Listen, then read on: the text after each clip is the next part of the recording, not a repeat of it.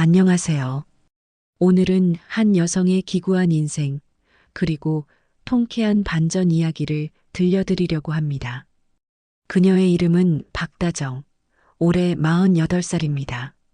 지금부터 들려드릴 이야기는 여러분의 가슴을 뜨겁게 만들 것입니다.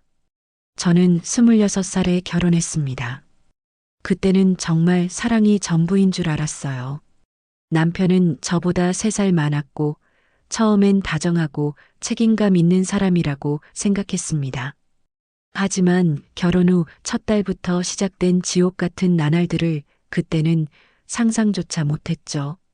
신혼집으로 이사하자마자 시어머니가 찾아와서는 다정아, 우리 집안이 좀 어려워서 그런데 내가 벌어서 좀 보태주면 안 되겠니? 라고 하시더군요. 처음엔 가족이니까 당연하다고 생각했어요. 신혼 때라서 뭐든 해주고 싶었고 시댁 식구들에게 인정받고 싶은 마음도 컸습니다. 그런데 그게 시작이었어요. 처음엔 100만 원, 200만 원 하던 게 점점 커져서 500만 원, 1000만 원씩 요구하게 되더군요. 시어머니는 얘가 우리 며느리 맞아? 이것도 못 해주면 뭘 할 수 있겠어? 라며 저를 몰아붙였습니다. 남편은 늘 어머니 편이었어요. 다정아, 엄마가 힘드시잖아. 우리가 도와드려야지. 새벽 5시 알람 소리에 눈을 뜨면 온몸이 납덩이처럼 무거웠어요. 전날의 피로가 채 가시지도 않았는데 또 하루가 시작되는 거였죠. 찬물로 세수를 하고 김한장에 밥을 말아서 대충 삼키고는 학교 청소 일을 하러 나갔습니다. 학교까지 걸어가는 30분 동안 겨울이면 칼바람이 얼굴을 핥히고 여름이면 끈적한 새벽 공기가 숨을 막혔어요. 학교에 도착하면 혼자서 3층 건물의 모든 교실과 복도, 화장실을 청소해야 했습니다. 무릎을 꿇고 걸레질을 하다 보면 무릎뼈가 바닥에 닿는 소리가 날 정도였어요. 손목은 반복적인 동작 때문에 늘 아팠고 허리는 구부정한 자세로 일하다 보니 디스크까지 생겼습니다. 겨울철 차가운 복도에서 일하다 보면 손가락 감각이 없어져서 걸레를 제대로 잡기도 힘들었어요. 오전 9시에 학교 청소가 끝나면 바로 편의점으로 뛰어가야 했습니다. 샤워할 시간도 제대로 아침을 먹을 시간도 없었어요. 편의점에서는 오후 11시까지 9시간을 서서 일했습니다. 발이 부어서 신발 속에서 발가락을 움직일 수조차 없었지만 앉을 수도 없었어요. 점심시간에는 컵라면 하나로 때우곤 했는데 그마저도 아까워서 물만 마실 때가 많았어요. 편의점에서 일하면서 가장 힘든 건 취객들이었어요. 술에 취해서 행패를 부리는 사람들, 물건을 사지도 않고 화장실만 쓰고 가는 사람들, 온갖 트집을 잡는 사람들. 하루에도 몇 번씩 모욕을 당했지만 참을 수밖에 없었어요. 돈이 필요했거든요. 편의점 일이 끝나면 주말에는 마트에서 시식 알바를 했습니다. 토요일, 일요일 없이 명절도 없이 계속 일했어요. 마트에서는 하루 종일 서서 시식용 음식을 만들고 지나가는 사람들에게 맛보세요. 정말 맛있어요 라고 말해야 했습니다. 대부분 사람들은 그냥 지나쳤지만 가끔 이거 맛없네. 공짜라고 이것밖에 안 줘? 라고 핀잔을 주는 사람들도 있었어요. 발은 하루 종일 서 있다 보니 코끼리 다리처럼 퉁퉁 부었고 정맥류까지 생겼습니다. 손은 세제와 찬물에 계속 담가 있다 보니 거칠어져서 수세미 같았어요. 손톱 밑에는 늘때가 끼어 있었고 손가락 마디마디는 갈라져서 반창고를 붙이고 일해야 했습니다. 집에 들어오면 온몸이 부서질 것 같았어요. 현관문을 열기도 힘들 정도로 팔에 힘이 없었고 계단을 올라가는 것조차 힘겨웠습니다. 그런데 집에 들어서면 남편이 소파에 비스듬히 누워서 맥주를 마시며 텔레비전을 보고 있는 거예요. 야, 오늘 얼마 벌었어? 여보라는 말도 없이 그냥 야였어요. 마치 하녀를 부르는 것처럼 고생했다는 말도 고맙다는 말도 없이 오직 돈 이야기만. 제가 오늘 너무 힘들었어라고 하면 그럼 일을 그만두든가. 누가 해달라고 했어? 라고 차갑게 대답하곤 했습니다. 야, 저녁은? 밥 해놨어? 하루 종일 일한 저에게 밥까지 하라고 하는 거예요. 다리는 천근만근 무거웠지만 부엌에 서서 밥을 짓고 반찬을 만들어야 했습니다. 그 와중에도 남편은 야, 맥주 좀 가져와. 야, 리모컨 어디 있어? 하면서 저를 계속 부려먹었어요. 밤 12시가 넘어서야 겨우 앉을 수 있었는데 그때면 온몸의 근육이 경직되어서 제대로 앉지도 못했어요. 목과 어깨는 돌처럼 굳어 있었고 허리는 펴지지 않았습니다. 파스를 붙이고 자야 했지만 새벽 5시면 또 일어나야 했어요. 그렇게 하루하루가 지옥 같았습니다. 일주일에 하루도 쉬는 날이 없었어요. 아파도 쉴 수 없었고 생리통이 심해도 일해야 했고 감기에 걸려도 일터에 나가야 했습니다. 병원 갈 시간도 돈도 없었거든요. 시어머니의 빚은 눈덩이처럼 불어났어요. 카드론, 캐피탈, 사채까지 손을 댔다는 걸 나중에서야 알았습니다. 제가 피땀 흘려 모은 돈으로 빚을 갚아주면 한 달도 안 되어서 또 다른 빚을 지고 오시더군요. 다정아, 이번엔 정말 마지막이야. 이것만 해결하면 다시는 안 그럴게. 거짓말이었어요. 늘 마지막이라고 하면서 계속 반복되었습니다. 저는 26살부터 48살까지 무려 22년을 그렇게 살았어요. 제 청춘이, 제 인생이 모두 그들의 빚 때문에 사라져버렸습니다. 어느 날 밤늦게 집에 들어왔는데 남편이 술에 취해서 소파에서 자고 있더군요. 평소 같으면 그냥 덮어드리고 말았을 텐데 그날은 왜 그랬는지 옆에 놓인 핸드폰이 눈에 들어왔어요. 화면이 켜져 있었는데 카카오톡 메시지가 계속 오고 있었습니다. 호기심에 들여다봤는데 그 순간 제 세상이 무너져 내렸어요. 오빠, 오늘 밤에도 나와줘. 우리 자기 보고 싶어 죽겠어. 이런 메시지가 수십 개씩 와 있는 거예요. 남편 이름도 내 사랑 오빠로 저장되어 있더군요. 손이 떨렸지만 더 확인해 봤습니다. 사진까지 있었어요.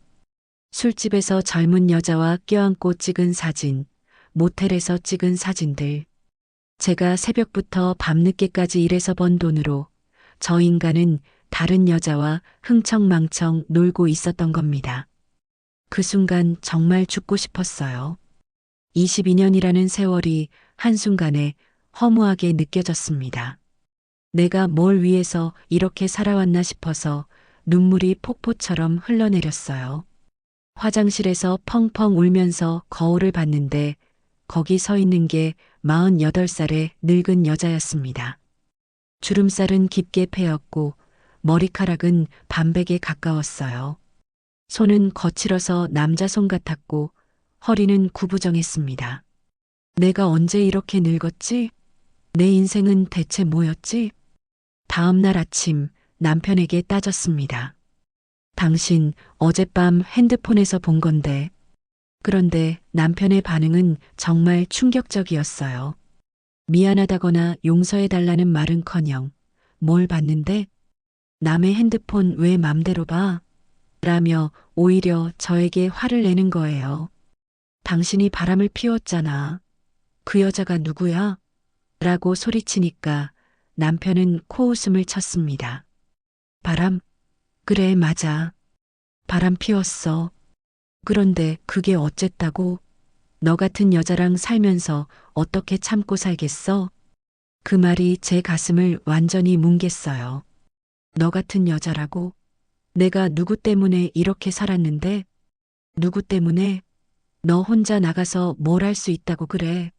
학력도 없고 기술도 없는 내가 없으면 너는 길바닥에서 굶어 죽을 거야. 그러니까 조용히 시키는 대로나 하고 살아. 그날 밤 저는 마트 시식 알바를 하면서 계속 울었어요. 손님들이 뭔가 이상하다고 생각했을지도 모르겠지만 눈물을 멈출 수가 없었습니다. 22년 동안 저를 속여온 남편, 저를 이용만 해온 시댁, 그리고 아무것도 남지 않은 제 인생이 너무 원망스러웠어요. 그날도 마트 시식 알바를 마치고 돌아오는 길이었어요. 시계를 보니 저녁 7시 30분. 온몸은 천근만근, 삶은 끝이 보이지 않는 어둠 같았습니다. 그런데 눈에 띄는 작은 불빛. 복권 판매점 간판이었죠. 80까지만 판다고 적혀 있더군요. 순간 이상한 충동이 들었습니다. 한 번쯤 나에게도 행운이 올까? 주머니 속 마지막 10,000원짜리 한 장을 꺼내 버스비 5,000원은 남겨두고 나머지로 로또 한 장을 샀습니다.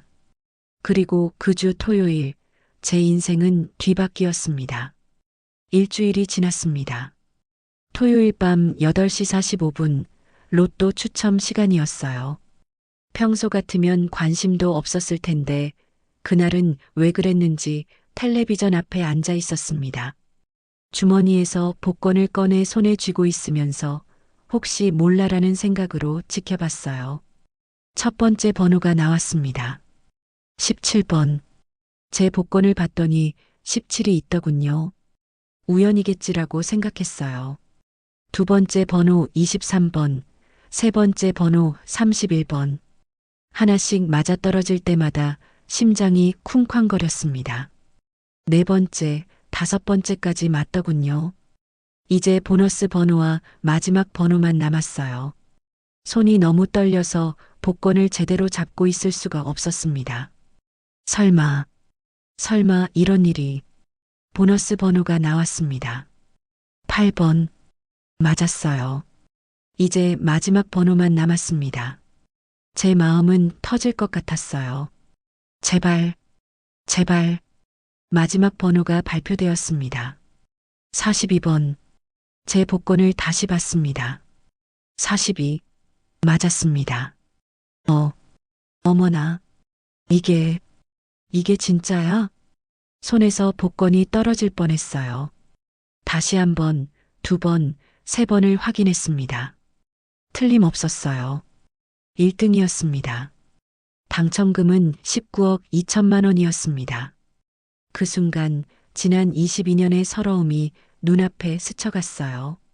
새벽 5시에 일어나서 차가운 복도를 닦던 기억, 발이 부어서 신발을 신기 힘들었던 밤들, 남편의 차가운 말들, 시어머니의 끝없는 요구들, 모든 게 주마등처럼 스쳐 지나갔습니다.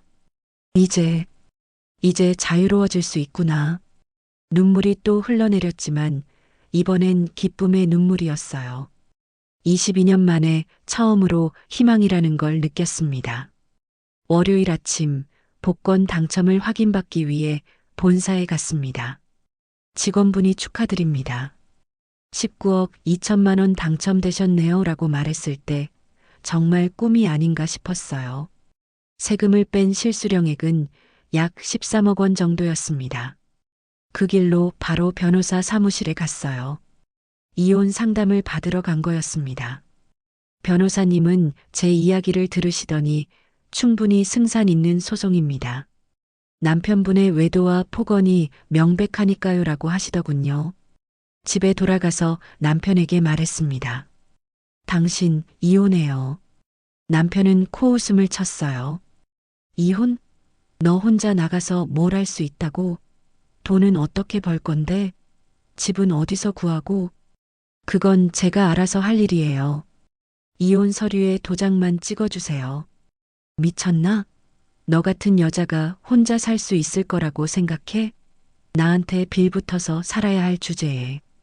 그때까지도 남편은 제가 복권에 당첨되었다는 걸 몰랐어요. 저도 굳이 말하지 않았습니다.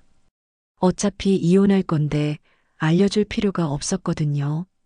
남편이 이혼 서류에 도장을 찍지 않자 저는 바로 이혼 소송을 시작했습니다. 그동안 모아둔 증거들이 있었어요. 남편의 외도 증거, 폭언과 폭행에 대한 병원 진료 기록, 시댁의 빚을 대신 갚은 증빙 서류들. 법정에서 남편은 끝까지 저를 무시했어요. 판사님, 저 여자가 뭘 할 줄 압니까? 다 제 덕분에 먹고 살던 사람인데 갑자기 이혼을 하겠다고 나서는 거예요. 분명히 어디서 나쁜 남자라도 만났을 겁니다. 판사님은 증거들을 보시더니 남편에게 엄한 표정으로 말씀하셨어요. 피고인의 외도와 가정폭력이 명백히 인정되며 원고가 22년간 가정 경제에 기여한 부분도 상당합니다. 이혼을 허가하며 위자료 5천만 원을 지급하라고 판결합니다. 법정 문을 나서는 순간 제 어깨에서 수십 년간 눌러있던 짐이 떨어져 나가는 기분이었어요. 드디어 자유로워진 거예요. 남편은 마지막까지 너 혼자 어떻게 살 건데? 한 달도 못 버티고 다시 돌아올걸? 이라고 소리쳤지만 저는 뒤돌아보지 않았습니다. 이혼이 성립되자마자 저는 서울을 떠났어요. 지방의 작은 도시로 내려가서 32평 아파트를 제 이름으로 샀습니다. 현금으로 샀어요. 제 이름으로 된 집, 제 이름으로 된 계약서를 받았을 때의 그 벅찬 기분을 잊을 수가 없어요. 그리고 오랫동안 꿈꿔왔던 작은 카페를 열었습니다. 다정의 카페라는 간판을 달고 직접 원두를 볶고 직접 커피를 내려서 손님들에게 대접했어요. 처음엔 손님이 많지 않았지만 점점 입소문이 나면서 단골들이 생기기 시작했습니다. 사장님, 커피 정말 맛있어요. 여기 분위기가 너무 좋네요. 이런 말들을 들을 때마다 가슴이 따뜻해졌어요.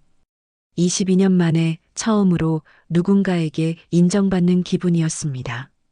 아침 햇살이 카페 창가에 비칠 때면 아, 내가 진짜로 살고 있구나라는 생각이 들어요. 더 이상 새벽 5시에 일어나서 청소를 할 필요도 없고 누군가의 빚 때문에 스트레스 받을 필요도 없어요. 제가 번 돈은 온전히 제 것이고 제가 하고 싶은 일을 할 수 있어요. 남편과 시댁은 어떻게 됐을까요? 들리는 소문으로는 제가 떠난 후 남편은 끝까지 일을 하지 않고 도망만 다니고 있다고 하더군요. 빚독촉이 더 심해졌는데도 일자리를 구하는 대신 이 동네 저 동네로 숨어 다니면서 빚쟁이들을 피해 다니고 있다는 거예요. 더 이상 제가 갚아줄 사람이 없으니까 현실을 받아들이지 못하고 있는 거죠. 그 내연녀도 당연히 떠났어요. 돈이 떨어지고 빚쟁이들이 쫓아다니니까 여자도 발을 뺀 거예요. 지금은 친구들 집을 전전하면서 하루하루 연명하고 있다고 들었습니다. 한때 저를 야라고 부르며 하녀 취급하던 그 인간이 이제는 누구한테도 인정받지 못하는 신세가 된 거예요. 시어머니는 아들이 돌봐줄 능력도 없고 며느리도 없어진 상황에서 결국 정부 지원을 받아서 요양원에 들어가셨다고 하더군요. 한때 저를 가정부 취급하면서 너 같은 여자가 뭘 할 수 있겠어? 라고 하시던 분이 이제는 혼자서 쓸쓸히 지내고 계시는 거예요. 하지만 저는 그분들에게 연민이나 동정심 같은 건 느끼지 않아요. 22년 동안 저를 어떻게 대했는지 너무 잘 기억하거든요. 제가 아플 때도 힘들 때도 한 번도 위로해주지 않았던 사람들이에요. 지금 제 하루 일과를 말씀드릴게요. 오전 7시에 일어나서 가볍게 운동을 해요.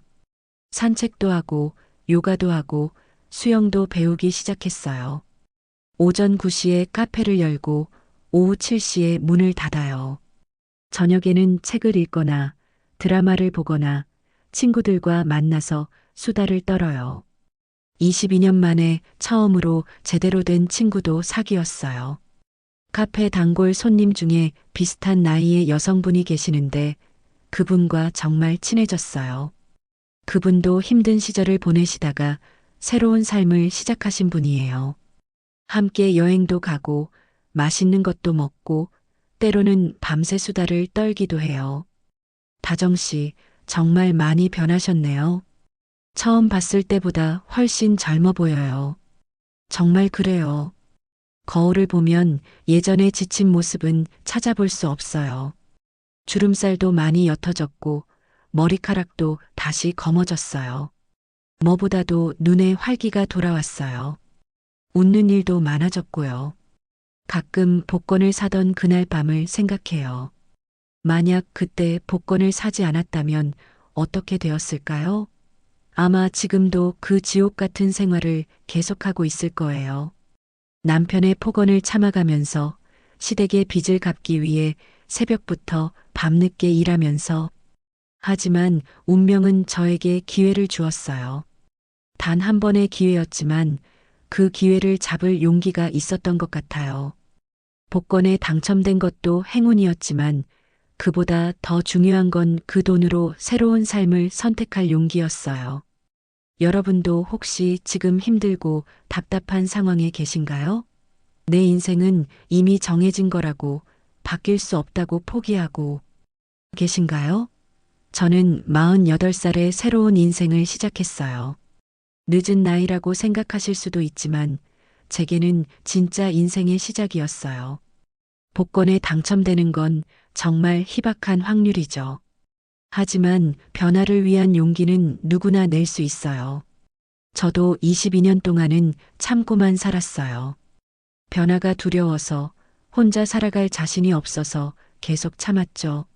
하지만 더 이상 참을 수 없는 순간이 왔을 때 비로소 용기를 낼 수 있었어요. 지금 제 카페에는 새로운 시작은 언제나 가능합니다라는 문구가 적힌 액자가 걸려 있어요. 매일 그 글귀를 보면서 저 자신에게 그리고 저와 비슷한 상황에 계신 분들에게 용기를 주고 싶어요. 48살의 박다정. 이제 더 이상 누군가의 희생양으로 살지 않아요. 제 이름으로, 제 힘으로, 제 행복을 위해 살고 있어요. 매일 아침 눈을 뜰 때마다 감사해요. 이런 평범한 일상이, 이런 자유로운 삶이 얼마나 소중한 건지 22년의 고통을 통해 배웠거든요. 여러분도 포기하지 마세요. 변화는 언제든 가능해요. 나이는 숫자일 뿐이에요. 중요한 건 변화를 향한 의지와 용기예요.